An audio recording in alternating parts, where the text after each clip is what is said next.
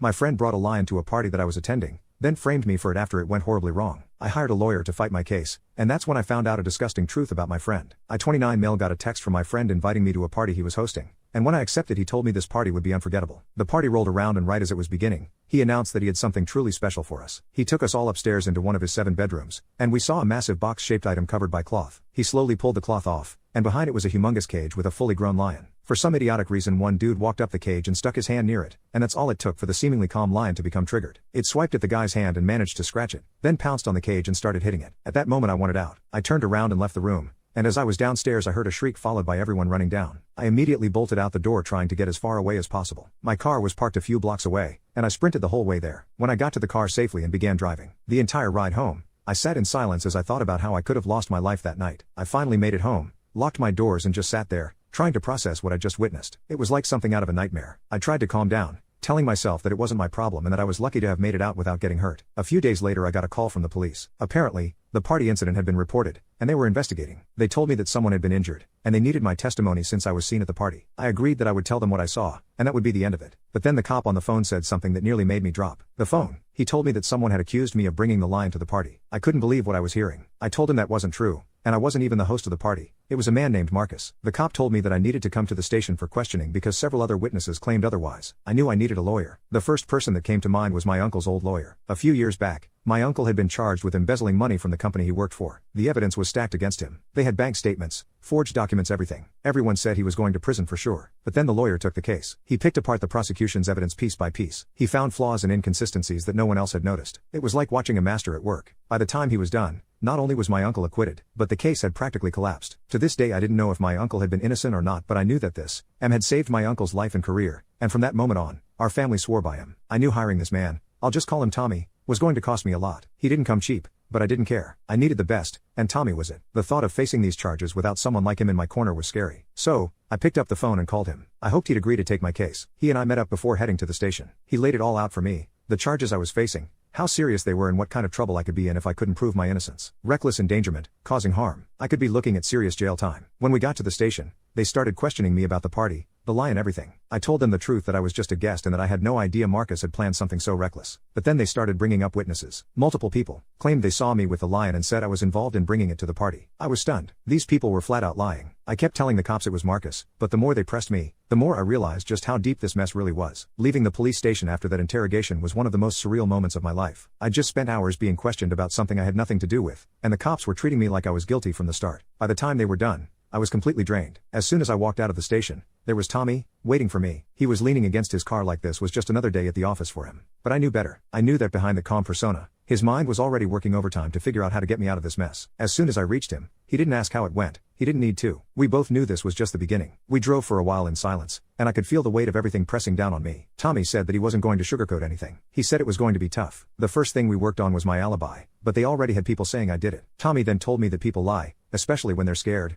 or they're trying to cover their own butts. He explained that we were going to dig into these so-called witnesses and find out who they really were, but the real key that we had to find was Marcus since he brought the lion in. He laid out the plan like it was nothing. Hearing him talk like that gave me a sliver of hope. Maybe there was a way out of this after all. Tommy and I started digging into what really happened that night. A few days into the case, Tommy called me into his office. As soon as I sat down he cut straight to the point. He said that he figured out what Marcus was up to. He told me that it was about his social media. I didn't understand the correlation between social media and the lion until he said that Marcus was known on Instagram for throwing these great Gatsby-sized parties, and the parties he threw were popular. It's how he built his brand, and up until a few months ago, his social media engagement was through the roof. But then he said he did some digging and found out that his engagement online had taken a nosedive recently after something happened to one of the girls at his party, and he didn't do anything about it. They tried to cancel him, and they succeeded. Likes, comments, and shares were way down, and considering how much he relies on that for his income, that was a big problem for him. He pulled up some screenshots on his computer and began showing me the stats. Tommy revealed that Marcus was desperate and knew he had to do something big to go viral again. That's why he brought that hungry lion out. He wasn't just planning this for fun. This was a calculated move. He'd been setting it up for weeks, reaching out to a dealer to rent the lion, planning the whole stunt down to the last detail. He was banking on the chaos to make the party go viral, to get people talking about him again,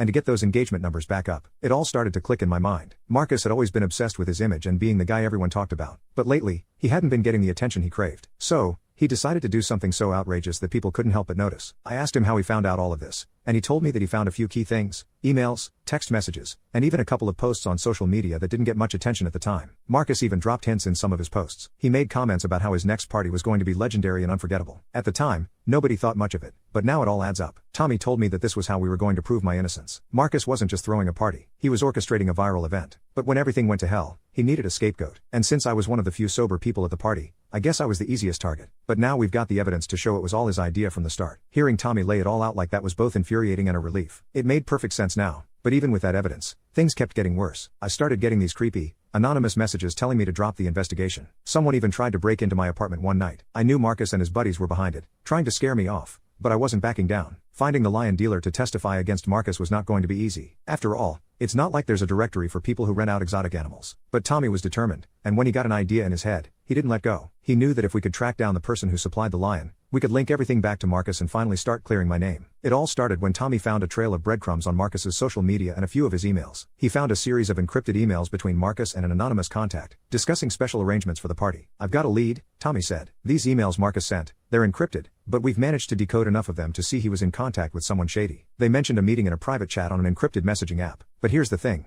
Marcus isn't exactly a tech wizard, and he didn't cover his tracks as well as he thought." Tommy pulled up a map on his computer, showing a cluster of dots around a sketchy part of town. He met this person in an industrial area on the outskirts of the city, a place known for black market deals. It was a long shot, but Tommy had a plan. We went to the area, which was mostly filled with rundown warehouses and shady businesses. Tommy started asking around, subtly at first, pretending to be someone interested in renting an exotic animal for an event. Most people brushed us off, but eventually, word got around, and someone pointed us to a guy named Rick. After a few days of digging and following up on leads, we found him in a dingy warehouse on the edge of town. The place reeked of animal musk and decay, and the second we stepped inside, I felt nauseous. Tommy approached him with caution, knowing we had to play this just right. Rick eyed us suspiciously. We told him that a friend of ours recently rented out a lion, and we were trying to do the same. We told him that the friend sent us. He then asked who the friend was. We told him it was Marcus, and as soon as he heard that name, he eased up. We then asked him if he could give us the rundown on the price and how he knew Marcus. Rick hesitated, but then he shrugged. He said that Marcus came to him a few weeks before the party and said he needed something big, something that would get people talking. Rick told him a lion wasn't exactly a petting zoo attraction, but Marcus didn't care. Marcus paid him a small fortune for the lion and didn't ask too many questions. Tommy exchanged a quick look with me, a look that said, "We've got him." Rick's confession tied everything together. Marcus had sought out the lion dealer himself, paid top dollar and set the whole thing in motion. It was the final piece we needed to prove that Marcus had set up the stunt from the very beginning. After getting Rick's testimony, we headed to Marcus's neighborhood. I remembered that one of his neighbors had a doorbell with a camera that pointed directly across the street from Marcus. When we got there, we asked the woman living there if we could check her footage due to the incident. She agreed, and lo and behold, the camera had captured Marcus leading the lion into his house before the party. The footage was clear as day. It showed Marcus handling the lion and bringing it inside. The closer we got to revealing the truth, the more desperate Marcus became. It was clear that the walls were closing in on him, and he knew it. But instead of backing down, he pressed me more. At first, it was just anonymous threats and nasty messages left on my phone and a brick through my apartment window. But then things took a terrifying turn. One evening, after gathering evidence with Tommy, I was driving home. The day had been exhausting,